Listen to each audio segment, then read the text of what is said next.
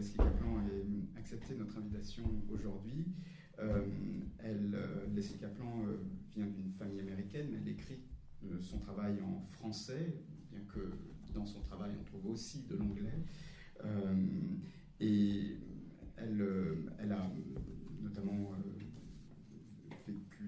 travaillé dans une usine et a publié ensuite L'ex et l'usine, Le pont de Brooklyn, je parlais de Brooklyn, et puis plus récemment le psychanalyste, qui est le roman peut-être le plus connu de Leslie Kaplan, et puis plus récemment Millefeuille, et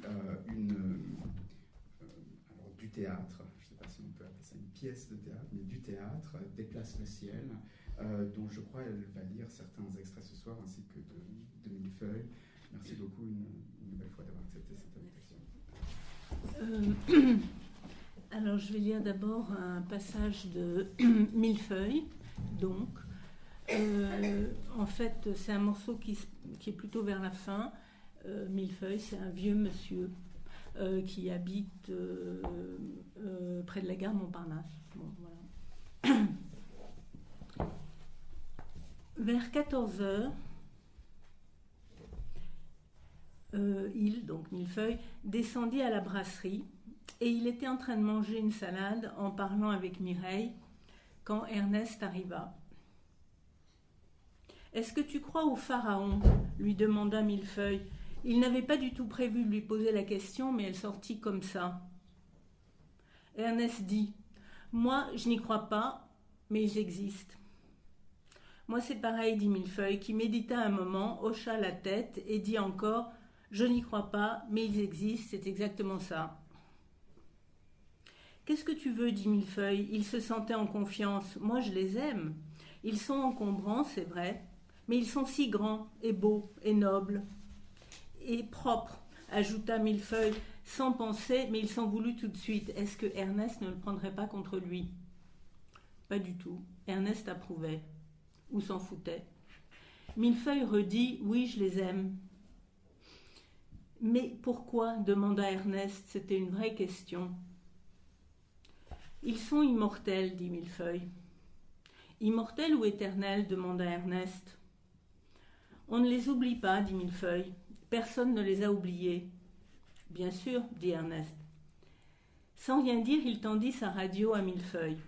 Millefeuille prit la radio, la mit à son oreille. Peut-être Ernest pensait que les pharaons étaient dedans. Et d'ailleurs, se surprit à penser Millefeuille, et d'ailleurs. Il ne termina pas sa pensée. « Bon, j'y vais, dit Ernest en reprenant la radio. « Mais moi, dit Millefeuille, on va m'oublier. Je n'existerai plus, je ne peux pas supporter ça. Disparaître, tomber dans un trou. »« Dans un trou ?» demanda Ernest, qui s'était levé mais ne partait pas. « Dans un trou, oui, dans un trou, dit Millefeuille. Dans l'oubli, dans le rien. Comme lorsqu'on dit « cette ville est un trou ». On ajoute toujours « et il ne s'y passe rien ». C'est un trou et il ne s'y passe rien. Un comble pour un trou, dit Ernest sérieusement avec un geste obscène. Oh, dit Millefeuille, eh bien, Ernest. Ernest rigola, c'était entre le rire franc et le rire salace, et partit en disant « Allez, salut mon vieux ».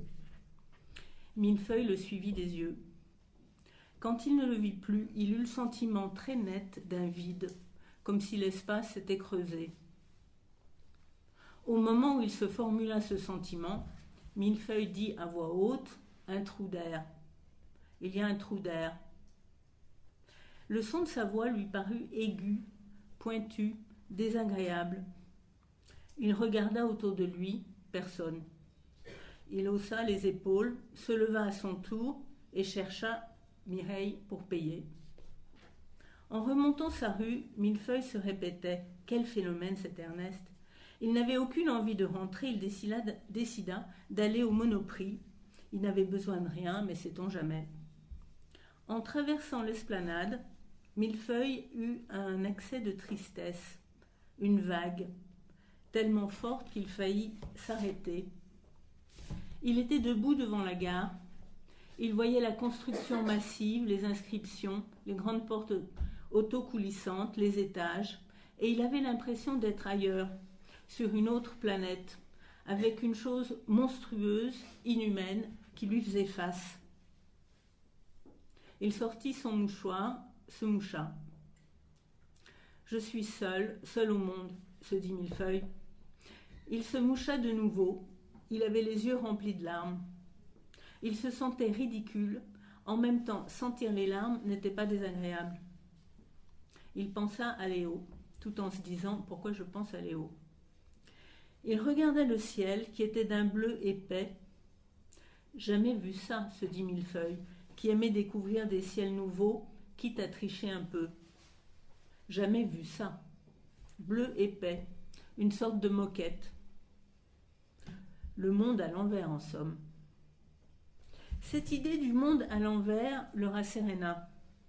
Après tout, si c'est le monde, voilà ce qu'était approximativement sa pensée. Il examina la moquette avec attention, quelques déchirures par-ci par-là, des stries, du blanc, et il continua.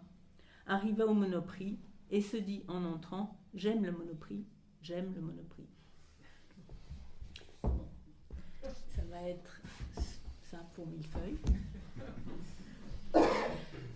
Et je vais donc, j'avais envie de lire un peu de Déplace le ciel, d'abord parce qu'il est sorti là, cette année, que ça a été mis en scène cette année, et puis parce qu'il y a de l'anglais. Donc, c'était pour honorer Rachel. Donc, en fait, c'est une pièce écrite pour 2 comédiennes. Donc, je vais essayer de faire le dialogue entre les 2. Bon, vous comprendrez. Donc, l'une dit, en fait, c'est après avoir entendu et suivi une leçon d'anglais à la télévision. Une leçon un peu autoritaire, comme ça. Donc, l'une dit à l'autre, « Moi, j'aime bien l'anglais. Mais la supériorité de la langue française sur l'anglais, c'est évident. Ça se voit, ça s'entend, c'est évident. Je suis d'accord. Tu prends vache. Il y a v. Ensuite, ch, ch, ch. On sent tout de suite la vache. Alors que cow, rien à voir, mais rien. Si tu es honnête, si tu es sérieuse, tu vois bien que ça n'a aucun rapport. Ou encore, tu prends l'herbe, herbe. Ça fait de l'herbe, c'est clair. Alors que grass, c'est dur, aucun brin, même pas vert. Rien, je te dis, rien du tout. C'est vrai, grass, c'est tout dur, même pas vert. Et la preuve, vraiment, c'est quand les mots sont les mêmes. Tu prends table, ok? C'est le même. Oui, c'est le même. Enfin, tu peux le croire, table. Mais table, en français, c'est tout de suite carré ou rond. Il y a une forme.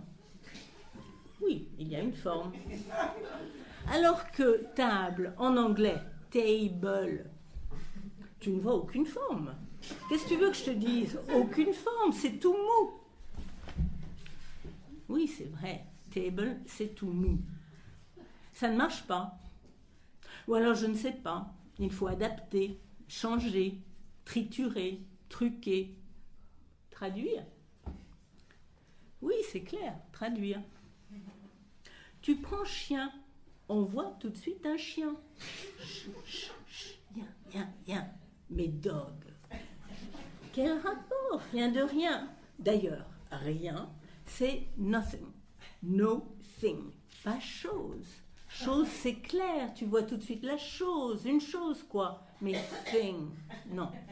Rien du tout. Thing. Déjà, il faut dire la langue. Il faut mettre la langue. Non, vraiment. La langue. The tongue. Tongue. C'est n'importe quoi. La langue, tongue. Je te dis, cette langue mélange tout. Moi, je renonce. Non.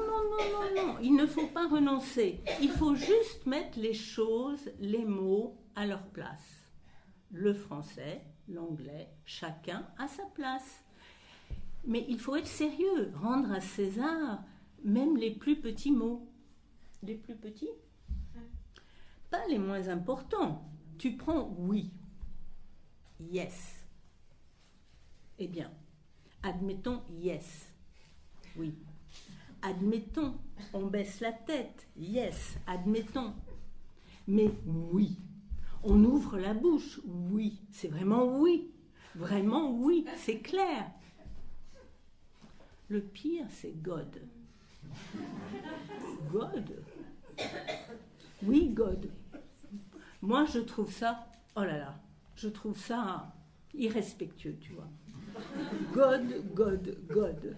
Dieu, c'est clair, c'est beau, c'est vaste, c'est ouvert. C'est clair, Dieu. Mais God. Oh non, je préfère ne pas dire ça. En plus, à l'envers, c'est dog. Dog, dog, dog. Irrespect, irrespect, irrespect. Non, non, non. C'est pas possible. Non. Mais il y a des fois où l'anglais marche mieux. Oh, ça m'étonnerait. Si, je t'assure. Par exemple, God save the Queen. God save the Queen. God save the Queen. Mais on n'en veut pas de celle-là. On n'en veut pas du tout. Et le football, quoi le foot ? Moi, j'ai toujours joué au foot. Et alors, quel rapport ? S'il n'y avait pas le foot, c'est simple, je n'existerais pas. Comment ça, tu n'existerais pas ? Football made me. I was made by football. Football was my school. Le foot a été mon école. My education. I love football. Without football, my life is nothing. I am nothing. I am, you are, he is. To be or not to be, to die, to sleep, to dream, I dream. I sleep, I talk in my sleep. I talk to you, I dream, I am sleeping. I dream, I am talking. Mais qui rêve quand je rêve ? Qui rêve quand je rêve ? Oui, qui rêve quand je rêve ? Quand je rêve de chaussures à talons hauts ? Quand je rêve que je tombe ? Quand je rêve que je cherche ma mère ? Quand je rêve que je parle chinois ? Quand je rêve que je suis morte ? Quand je rêve que ce n'est pas moi ? Quand je rêve que je pénètre dans une maison vide ? Quand je rêve que je ne connais personne ? Quand je rêve que je suis folle d'amour ?